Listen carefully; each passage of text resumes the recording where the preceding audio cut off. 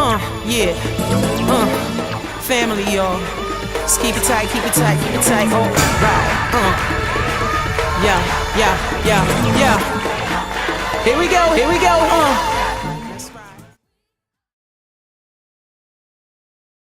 One thing too that I'm real grateful to, like I said, with my padrinos, and then they inspired me because of every time that we needed prayer, he was there, and he prayed so beautiful, the prayers. That's my padrino Pedro and my madrina Petra. But there was also this gentleman, Mr. Raymond Vasquez, and he had his son Raymond Jr. and Rudy, and he would preach, and he would give the prayer meetings. He would have the prayer meetings, and the man spoke so beautiful and all that, I mean, when you went, you could feel that God was in our presence, and just the way he just kind of give you the chills of listening the way he prayed to you, And then they had of course his sons played the saxophones and all that, and they had another guy with guitar, and they would play the alabanzas. And that music was beautiful, singing all those songs to God and all that. Man, they sang one special song, but Mr. Vasquez and his family were the ones, they still inspire me. Because they were great. I mean, you could feel, and that they had the feeling of God in their presence all the time. And it was funny because I would go to visit him at his house, and he always had his Bible open on a Bible stand. And he said, it's funny you showed up, because I've been waiting for you. I said, you have? I said, yeah. Well, what do you need? He said, no, it's what you need. That's what you're here for, ain't it? I said, yeah, I'm here for prayer. Anytime I need a kind of prayer or lifting or a little more strength, and I would go with him over there. And me and the wife would go. And so he would sit there, and he said, tell me if you don't think I was waiting. Right? So then he would read a scripture there out of the Bible, and that scripture had to do with what I was really coming to see him for. Like he could read my memory. But he said, it's just what's there. And he said, always believe in the Bible this way. And then that's when he started telling me they were the Gentiles and he said, and the Jewish, He said, a lot of people say, I hate the Jews, but Jesus was a Jew. He said, and that's one thing, and of course, like we're the Gentiles, and that's how So I got real attention, and I really loved that man for that. He passed away, and then his oldest son passed away too. But his wife still prays. They had a large prayer group also, that they would pray anywhere or anytime anybody called on them. I'm also grateful to Monsignor Reyes, because when I went up to him to tell him what my problem was, or what kind of problems I used to be in or were in, but that I was letting along, and he also told me the same thing, like well, it'll all go away. You can do it. I know you can do it. He said, but he sit there with me, and he had this voice about him, because he spoke real soft, and he would speak real soft to you, and at the time he was speaking soft and all, he would carry on a conversation on things that, and because I would tell my senior, I'm not very good, I cannot keep everything in my mind like y'all get up there, y'all know by memory, and this is it. And I'm not very good, my mind is not that good to keeping that. He said, all you gotta do is when you think of something, or when you read a prayer, he said, if it's one of the readings or scriptures or the gospel, he said, make a story. Read it like if you were there and it was a story that you're telling somebody. You want to tell somebody your story. And that's what it's about. When you read it, keep it in you as a story. And that should kind of help you. That gave me the reminder of what Mr. Vasquez said before too. He said, you know what? If you think you don't remember what you're reading, just keep on reading it. Keep on reading it. He said, because in your mind, in your head, back here, back of the head, you have a bank. You have a little bank back there. And it's like a vault, savings. So when you're reading all this, it's gonna be saving in there. And before you know, when you go somewhere, just out of the blue sky, you're asked to separate, and it'll come to you like that.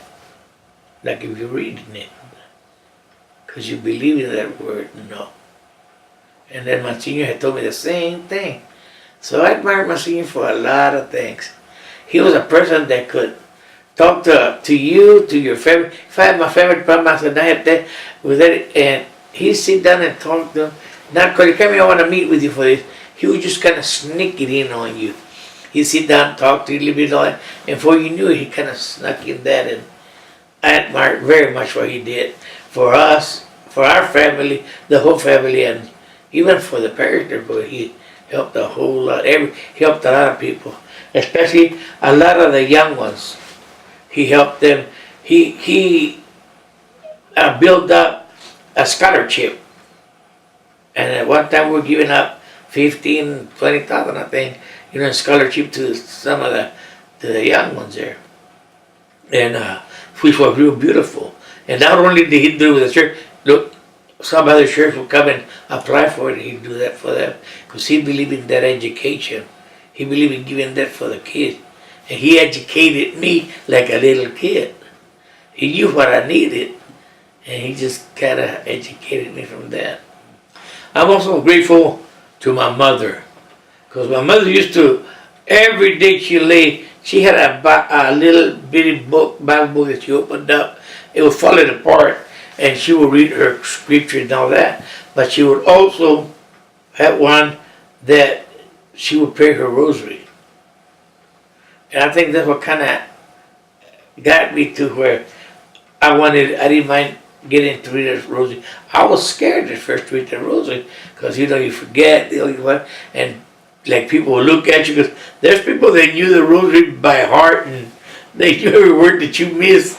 They could tell you made a mistake there. And but I would see her and I'd sit there with her. She read, so she really inspired me from that. And by praying her rosary and doing all her prayers and all that. And that's as I felt also even with my kids. My kids were doing that. And after my wife died, they kind of got close about doing that, and they would ask, let's meet at church, Sunday. They would call each other to be at church. So I remarried after 3 years of my wife's death. And I think my marriage, it wasn't really a marriage to marry the person I did. It was a partnership. The person I married, my partner, was her. She had lost a loved one. She was lost. Like she kind of pulled away from the church, got lost from that. And so I would talk to her about the church, but she was going, then she started going to church also with me. But what she did also, she would read, and she had me read my scripture or the gospel. From a distance, she said, wait a minute, that word, spell it to me. See, that's what you mispronounced it. So I said, all right. So what I did, I would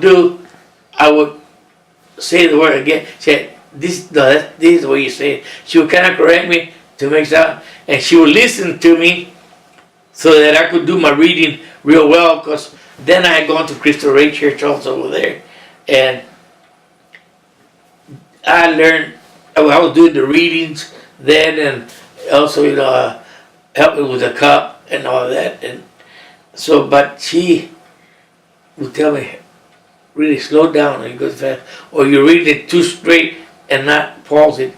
So she helped me a whole lot, and it was helping her too. So she started going to church and all that with me and all that. And I think she was a lot of help in that, especially while I've been practice and for my ordination. You know, she has been there for me reading and studying, doing my studies and all that. So I'm real proud for her for that too. Because I needed that extra. But not that I didn't get all the help that I needed from Father Jamie. Father Jamie was a big opening for me when I used to go see him, and so he was praying, but you could understand every word he said, and he would do it in a word. He would pray to the congregation in a way that it would stay with them. If you remember, you said earlier, I would forget things, and that would put him in that bank back there. Well, times I didn't have to bank it. I could remember but I would laugh or going down the street and say, "Did you see how he did that? Did you see how Father Jamie did it?" But it would stay with me. And that way, when I talk to somebody else, say, "Yeah, you say I went to church. Yeah, you did it. Oh man, how was this?